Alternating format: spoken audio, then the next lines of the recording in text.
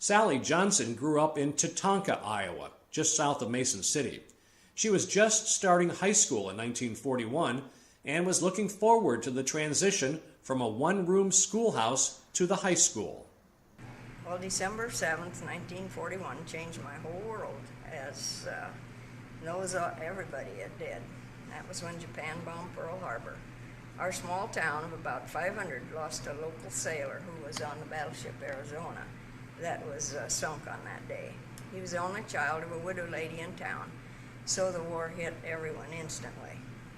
The rest of my school years, high school years then, were war years. Many changes came about. And there was a universal draft at that time, men 18 to 36. Well, our coach got drafted.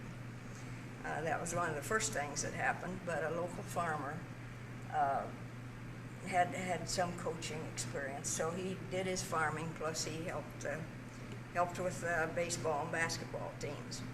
Our superintendent was in his 40s, and he was old. So the rest of the teachers were women, so that was the extent of our losing any teachers. There were not many new items manufactured, as factories were all changed over. Johnson remembers community drives to collect scrap metal and paper and recalls the constant sale of war bonds. She was an only child and said her father sought ways to show his patriotism.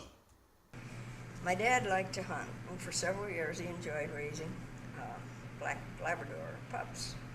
We had a pup about a year old that called King, and Dad decided, well, everyone was quite patriotic, and he didn't have any boys to send to service, I guess, and just had me. So anyway, he decided to offer King to what was called DFD at that time. That was Dogs for Defense.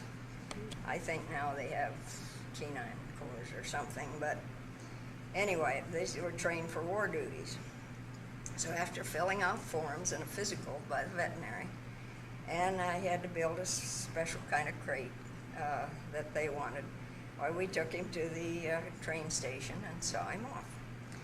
And then Dad get a letter saying that he arrived all right and everything. About 6 months later, my dad received a certified letter saying that unfortunately King was being discharged because they couldn't make him mean enough for what they wanted to use. I remember going to the train depot when he returned, and though glad to see him, I felt a little disappointed because he'd flunked out. But he did have a certificate that said he was honorably discharged and everything. In the meantime, a friend of Dad's lost his lab hunting dog, and he, I don't know, got hit by a car, I guess, or something. So he took King and trained him to hunt. So King had a good life after all. Johnson experienced most of the war through the eyes of a high school student, but found a chance to serve in early 1945. I was accepted into the Cadet Nurse Corps in January 1945, which was midway in my senior high school year.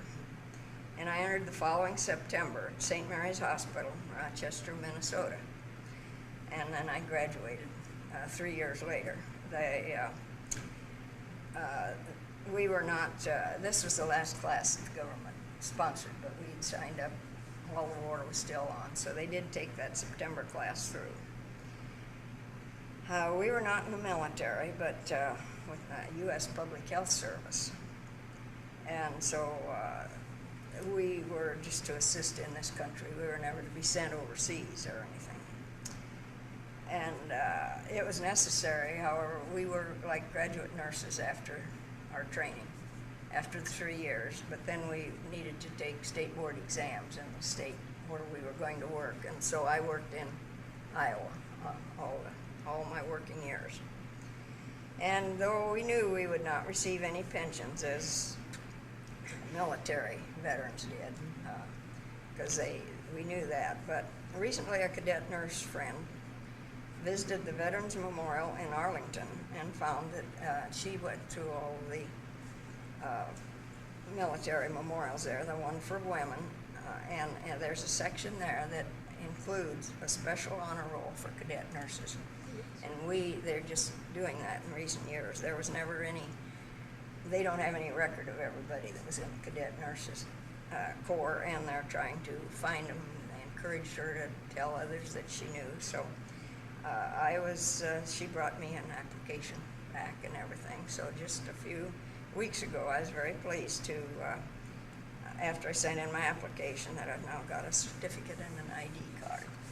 Johnson points out that the Cadet Nurse Corps was an important opportunity for young women who might not have been able to afford a nursing degree. She took her state exams in 1948 after 3 years of government service were completed and spent her nursing career in Iowa, finally landing in Grinnell.